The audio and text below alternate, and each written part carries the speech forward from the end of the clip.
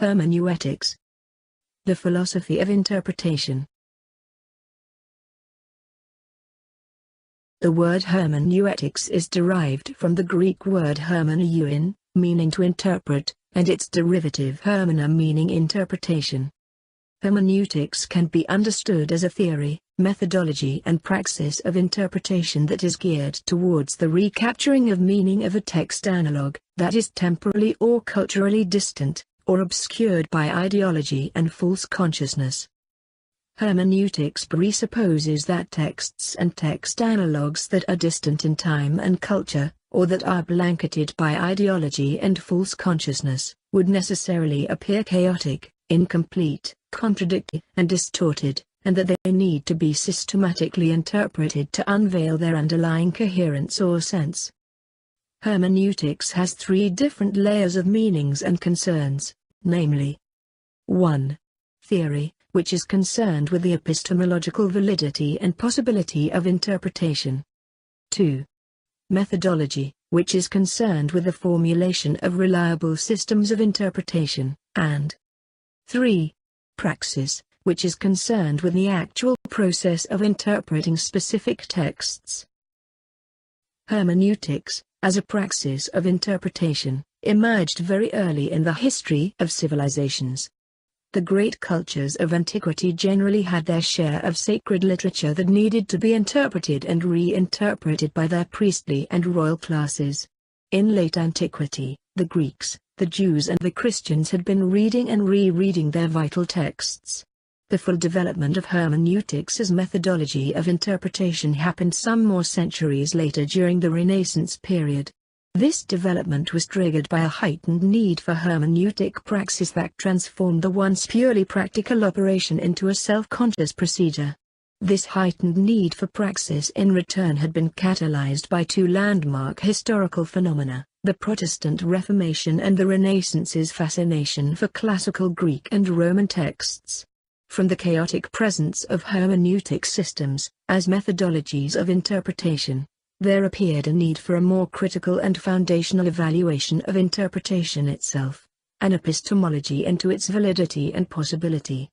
Placed in a crucible of intense philosophical analysis and further theorization, hermeneutics emerged as a more powerful system suitable not only for religion and humanism, but also for the steadily growing social sciences.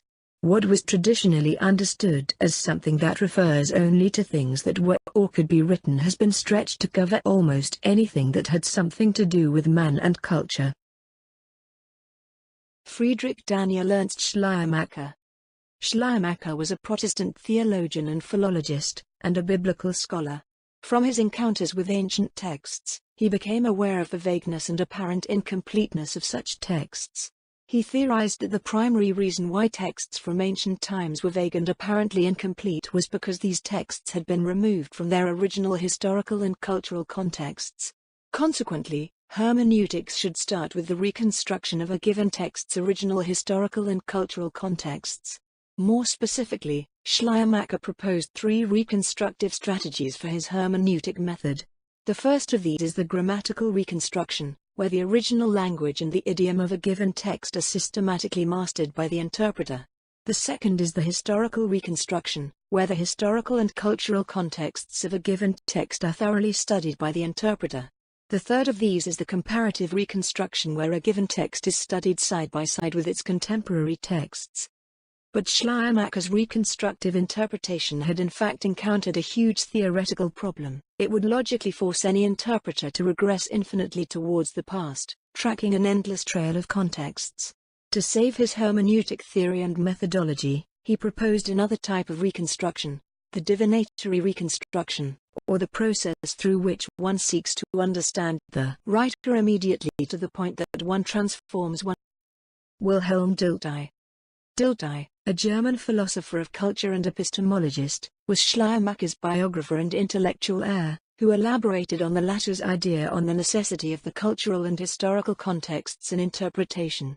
Dilthey did this by theorizing on the existence of a collective consciousness, which he called the objective Geist, objective mind, the sum total of the intersubjective products and human creations, of the solidification of all and every life expression of a given culture in a given time.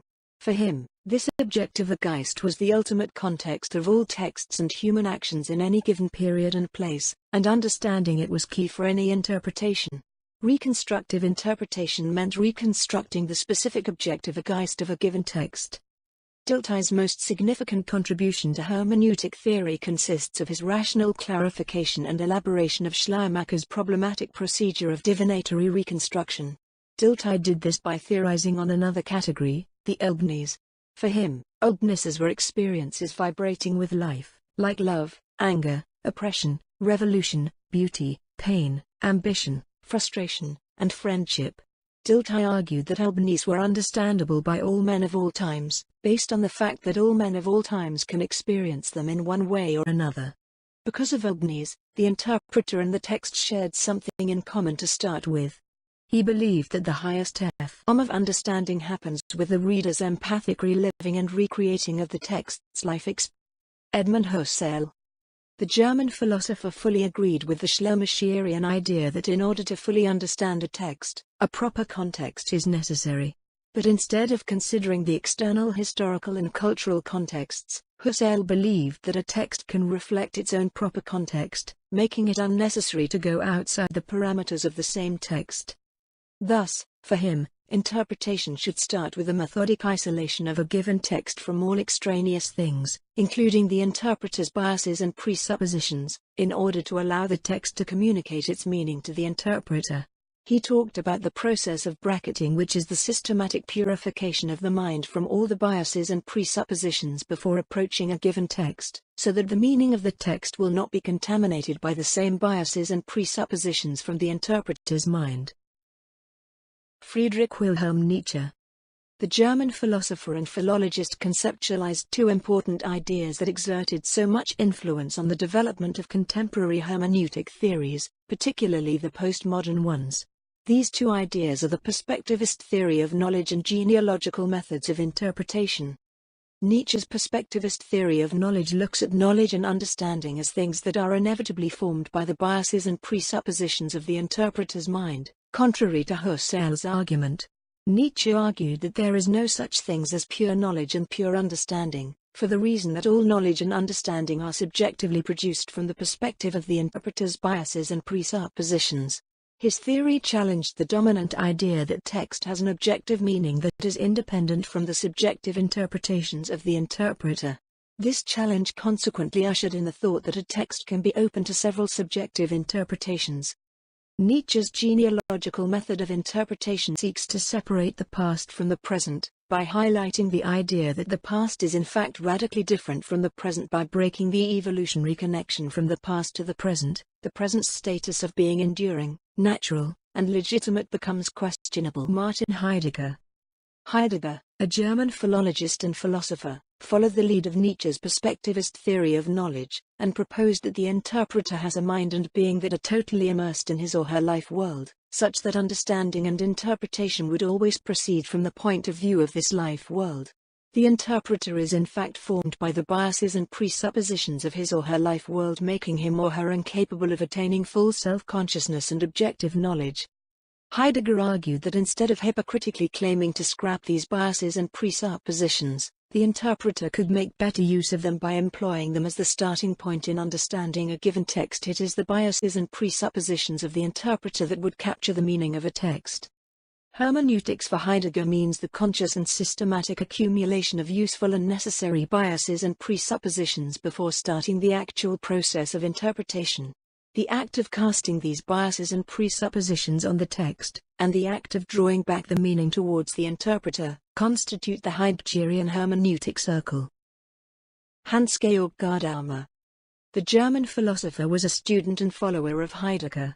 With the intention of elaborating further on his master's theory, Gadamer replaced the Heideggerian notion of biases and presuppositions with his idea of horizon, and the Heideggerian process of hermeneutics circle with his schema of fusion of horizons. For Gadamer, a horizon is the subjective and experiential life world that is constituted by the biases, presuppositions, experiences, knowledge and emotions of any given person. The horizon is our premise to any interaction, conversation, and understanding. We do things, see things, talk about things, and understand things, always from the perspective of our own personal horizon. Gadamer emphasized that a horizon is not a changeless bubble that imprisons the person, but a living framework that can be modified primarily through exposure to other horizons. Gadamer focused his attention on what happens during an interaction of two different horizons. During a dialogue, or conversation, or interaction, the two persons' different horizons interact with each other, and modify each other. This is what Gadamer calls the fusion of horizons. Gadamerian hermeneutics is modeled after this same dialogue, and is aimed towards the fusion of horizons. Gadamer insisted that hermeneutics is indeed a dialogue, though dialogue here must be taken in a broader sense. Between the interpreter and the text, the dialogue takes place during the process of reading. When the interpreter, with his/her given horizon, approaches the text, and its given horizon, the former can reflect in his/her own horizon and be able to attain a critical level of self-consciousness. Along the process of struggle over meaning, the interpreter may repeatedly transcend and modify his/her own horizon while simultaneously pulling the text from its initial horizon until some sort of a fusion is achieved. Jürgen Habermas, a German philosopher and sociologist, agreed with Gadamer on the value of the dialogical model of interpretation. Yet Habermas noticed that not all the dialogues can result into an authentic fusion of horizons. Dialogues can easily be distorted by a given person's strategic desire to dominate the other person. More dangerous than this, dialogues can also be distorted by unconscious forces, such as ideology, that can warp the linguistic fabric of the person's horizons. Habermas, then, proposed two ideas that can purify Gadamer's dialogue from the distorting forces of strategic desire and ideology. These two ideas are the theory of communicative action and the theory of universal pragmatics. The theory of communicative action made a distinction between communicative action and strategic action. Communicative action corresponds to the purified version of the Gadamerian dialogue, a process of communicating with the other person that is motivated by the sole purpose of reaching a real consensus. Strategic action, on the other hand, is a process of communication that is motivated by the desire to dominate, manipulate, and subjugate the other person. Thus, the ideal Gadamerian dialogue should follow the pathway of communicative action. The theory of universal pragmatics is formulated in order to filter strategic action, and eventually transform it into communicative action. Habermas based his theory on the fact that ever since, man has been obsessed with the criterion of truth. Habermas believed that the criterion of truth, though very useful, is simply not enough, for the reason that there are types of communications that cannot be evaluated as true or false. Thus, aside from the truth, Habermas proposed that there are two other criteria, sincerity and appropriateness for each and every communication. We must ask the following questions. 1. Is it true? The truth criterion. 2. Is the person speaking sincere? The sincerity criterion. 3. Is the communication process appropriate? Or does the communication process build social relationships or intersubjectivities? The appropriateness criterion. By subjecting each and every communication to this triple analysis, the interpreter can now determine whether the person performing the communication is making communicative action or a strategic one. Through this same triple analysis, the interpreter can likewise determine in what way a person performing a strategic action distorts the communicative process. Jean-Paul Gustave Ricoeur.